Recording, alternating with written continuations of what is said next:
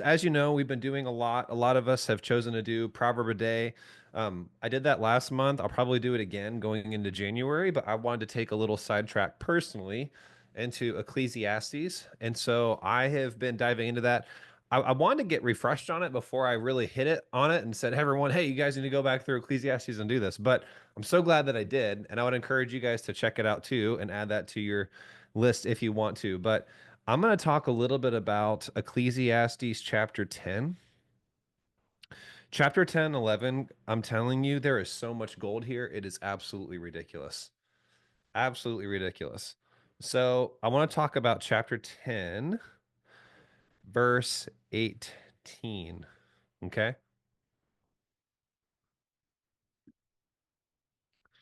Some of y'all might be like, Jeremy, can you just lay off the convicting passages? Guys, there's so much good stuff here. Okay.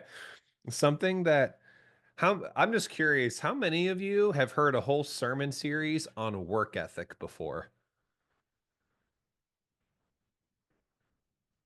Nobody?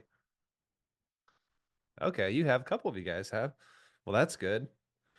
I don't remember ever hearing a sermon series on work ethic.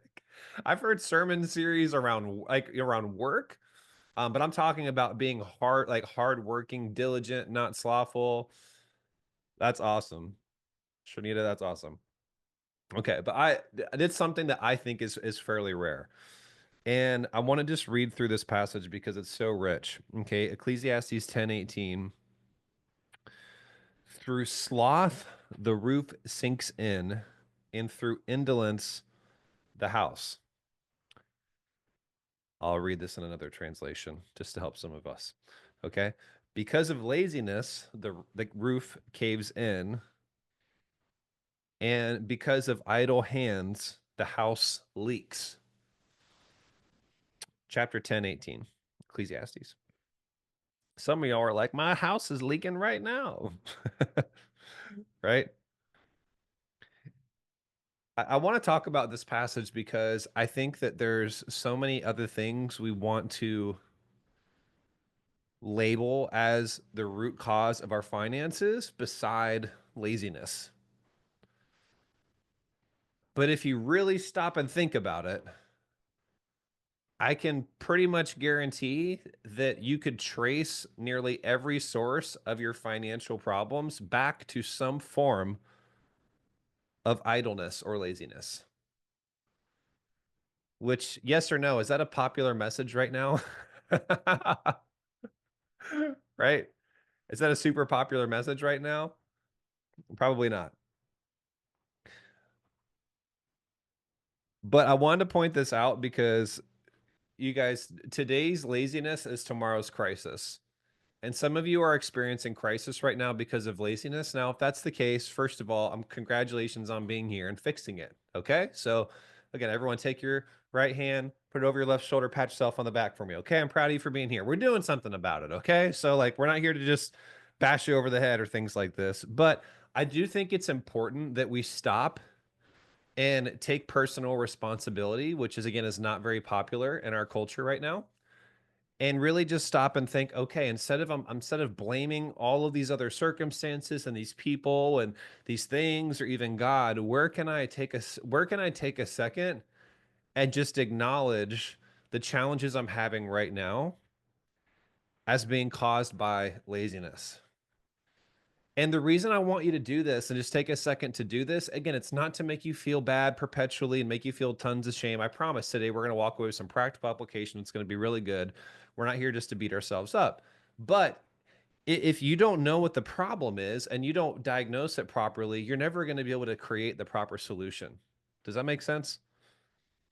Okay, you have to first label it. And it's easy to want to just, no, I'm going to avoid that. No, I don't want to think about that. No, I don't want to feel bad about that. I don't want to just take a moment and acknowledge it.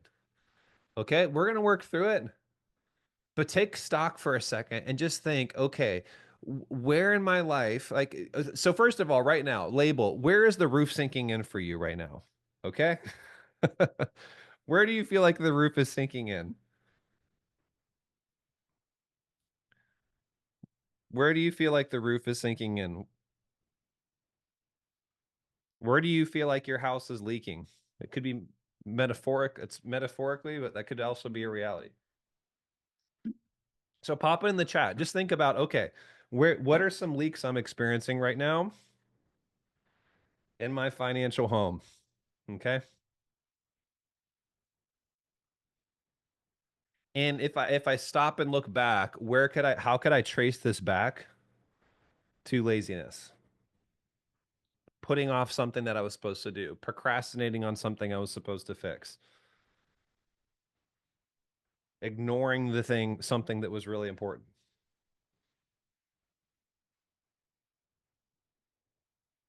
Take a moment and reflect on that.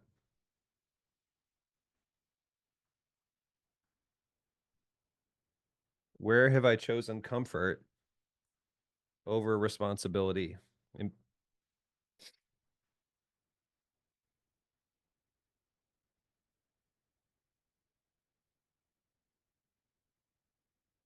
yeah, specifically though, everyone, where in your finances? Like, I want you to think about where in your finances are you experiencing those leaks? Now, obviously, this applies to relationships as well, right?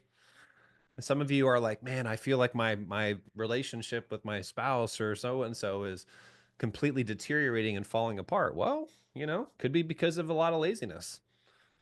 Could be because you stopped caring. Could be because you just kind of let go of the wheel and stop being intentional. That could be true too. This same could be true for your health, right? Man, I feel like my health is falling apart. Well,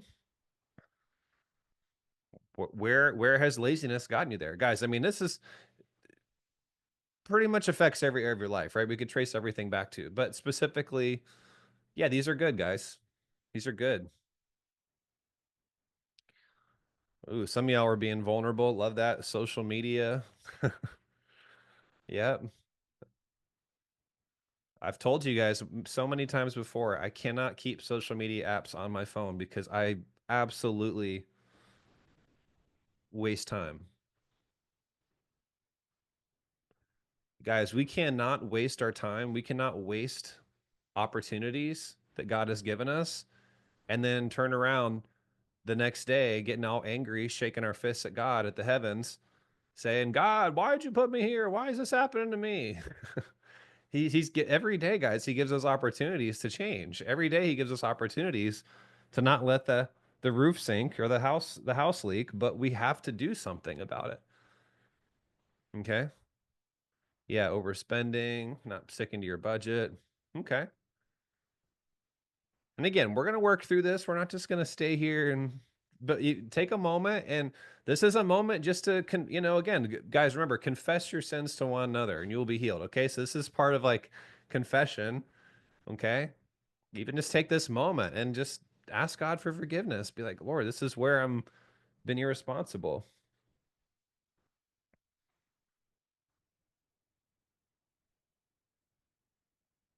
Okay. Appreciate you guys doing that. Like I said earlier, today's laziness is tomorrow's crisis. If you're trying to head off a crisis, we can't be lazy. We have to be diligent.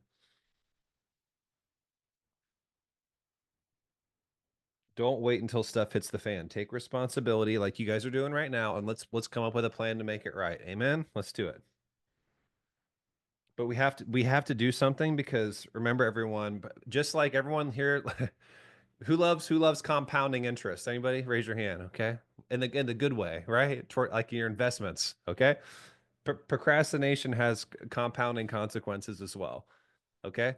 Putting off the things that we know we're supposed to do, there's compounding effects. And some of us are just reaping the effects of many days, months, years of procrastination and putting off things that God has given us opportunity to fix. So we're going to do something about it. So just take a moment and again, and just ask, okay, Lord, is there anywhere else where I am ignoring something today that could become a major issue tomorrow? And I need to do something about it.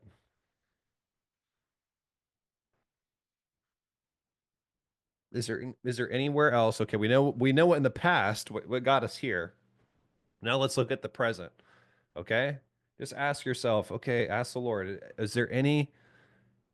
Is there any area, is there a small problem, something? Am I seeing a little drip in the ceiling and I'm ignoring it? Right?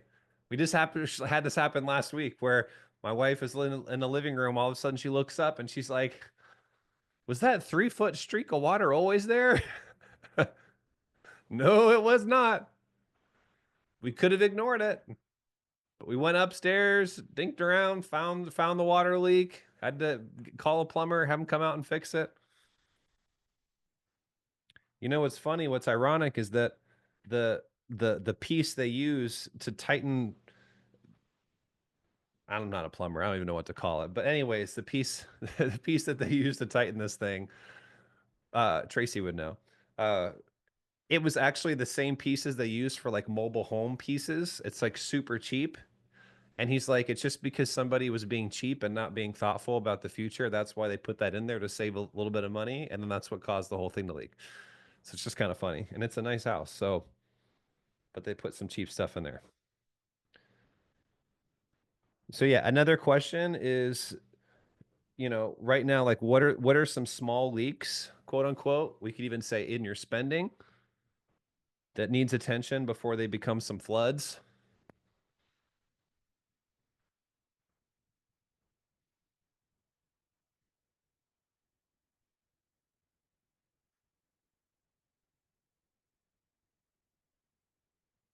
Where are the small leaks?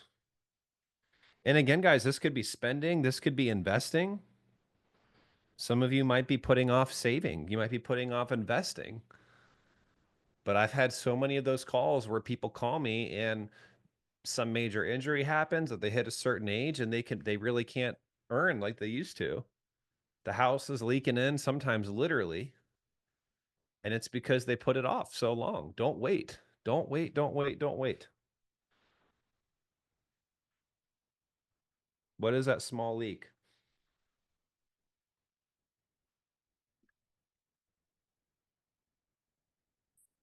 What's something that could have serious consequences if you don't deal with it right away? It could even be legally. Some of you have things that you've been putting off, maybe even in your business.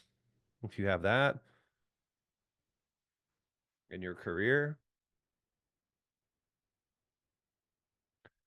where are you still choosing comfort over responsibility? Yeah, investing. Yeah, getting life insurance. Yeah, this could definitely be a good application of that. We talked about this on our Debt Free Millionaire call. Talk to our life insurance partner, get taken care of, take care of your family.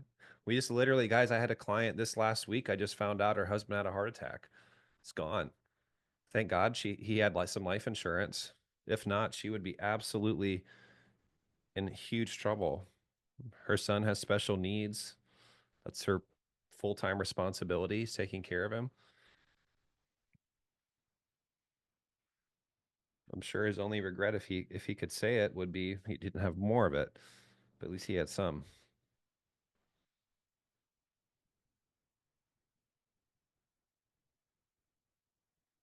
Another question. I just like giving you variations, so we'll just see what lands on you. But how would your future self be affected if you continued your current financial habits?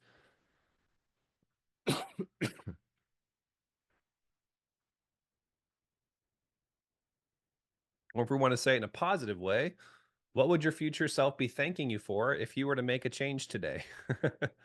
How would you like your future self to be thanking you? Thank you for fixing this. Thank you for addressing this. Thank you for doing something about this now. Thank you for not living so close to the edge that one surprise could collapse everything. Thank you for creating some financial margin. So yeah, let's end it on a positive note, okay? Like where would you like your future self to be thanking you? And what are you going to do today so that the future you is thanking you, saying, "Thank you for taking care of this.